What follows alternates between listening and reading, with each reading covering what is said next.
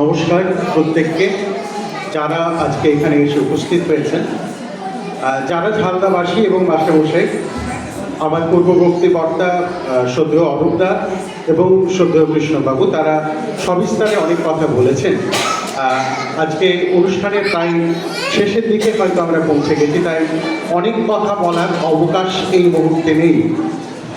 আমরা যে বৈদিক যজ্ঞ দিয়ে আজকের অনুষ্ঠানে উপনীত হয়েছি, সেই বৈদিক যজ্ঞ স্বামী দয়ানন্দ সরস্বতী তাঁর ভাবধারাতে 1886 খ্রিস্টাব্দে এই যে মহান প্রতিষ্ঠানটি তৈরি হলো, তার একমাত্র লক্ষ্যটাই হচ্ছে আমাদের এই যে কচিকাঁচারা, তারা বৈদিক ভাবনাতে, বেদ আমাদের যা শেখায় সেই ভাবনাতে পূর্ণতর মানুষ হয়ে উঠবে।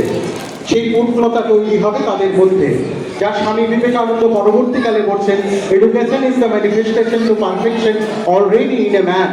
এই ম্যান কাকে বলে না, আমরা জানি ম্যান 3টে অক্ষর দিয়ে তৈরি হয়, MAN।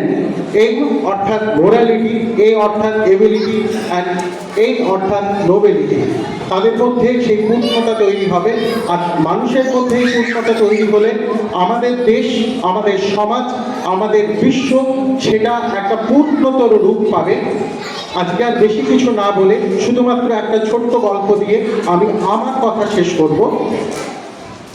আমাদের এই যে কচিকাঁচা বাচ্চারা, সেরকমই একটি বাচ্চা তার বাবা অফিসে যাবে, সে সময় তার বাবাকে যেমন করে আর কি, ঘাড়ে মাথায় চেপে যায় আমাদের ছেলেরা, সেরকম ঘাড়ে মাথায় চাপছে, তার কাজের জিনিস ধরে টানছে।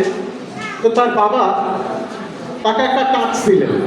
দেখছেন, এই টাস্কটা হওয়াকালীন আমি আমার প্রস্তুতিটা, আমার অফিসে যাওয়ার জন্য যে রেডি হওয়ার যে সময়টা প্রয়োজন, সেই সময়টা আমি পেয়ে যাব।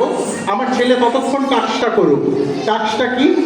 তিনি ভারতবর্ষের একটি ম্যাপকে কয়েকটি টুকরোতে বিভক্ত করে সেটাকে একটা পাজেল বানিয়ে দিলেন।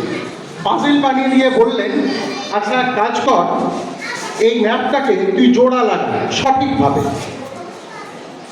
বাবা তৈরি হতে চলে গেলেন। কিছুক্ষণের মধ্যে দেখা যাচ্ছে ছেলেটি একেবারে, আমার যে কন্যাটি রয়েছে এই এদিকে যেটা আপনাদের কাছে ভর্তি হলো, এরকম একটি ছোট্ট বাচ্চা কিছুক্ষণের মধ্যে সেই ম্যাপটা সঠিকভাবে জুড়ে তার বাবার সামনে এনে উপস্থিত করল। স্বাভাবিকভাবে তার বাবা অত্যন্ত আশ্চর্য হলেন যে এটা কি করে সম্ভব, এত ছোট বাচ্চাকে তো ম্যাপ তৈরির শিক্ষা দেওয়া হয় না। তাকে জিজ্ঞাসা করলেন, আচ্ছা তোদের স্কুলে কি এখনই তোদেরকে ভারতবর্ষের ম্যাপ দেখিয়ে ম্যাপ তৈরি করার শিক্ষা দেওয়া হচ্ছে? বলল না। তাহলে এত কম সময়ের মধ্যে এইটা এত সুন্দরভাবে জুড়লি কি করে? তখন সেই সন্তান তার বাবাকে যে উত্তরটা দিল, সেটাই হচ্ছে আমার আজকের কথার শেষ কথা। সেই ম্যাপের পেছনে একটা মানুষের শরীর ট্রেনে ছবি ছিল, হিউম্যান পার্টসের পরপর সেই ছবিটা সাজিয়ে দিতে অপর প্রান্তে ভারতবর্ষের যে ছবিটা, সেটাও সঠিকভাবে জুড়ে গেল। অর্থাৎ আমরা যদি সঠিকভাবে মানুষ হতে পারি, আমাদের সন্তানরা আপনাদের সাহচর্যে স্বামী দয়ানন্দ সরস্বতীর যে ভাবনা, সেই বৈদিক ভাবনাতে তাদের মধ্যে সেই পূর্ণতার বিকাশ হলে অবশ্যই আমরা একটা সুন্দর ভারতবর্ষ এবং সুন্দর ভারতবর্ষ থেকে একটা সুন্দর পৃথিবী পাবো।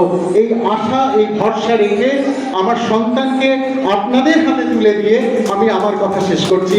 নমস্কার, প্রত্যেকে ভালো থাকবেন।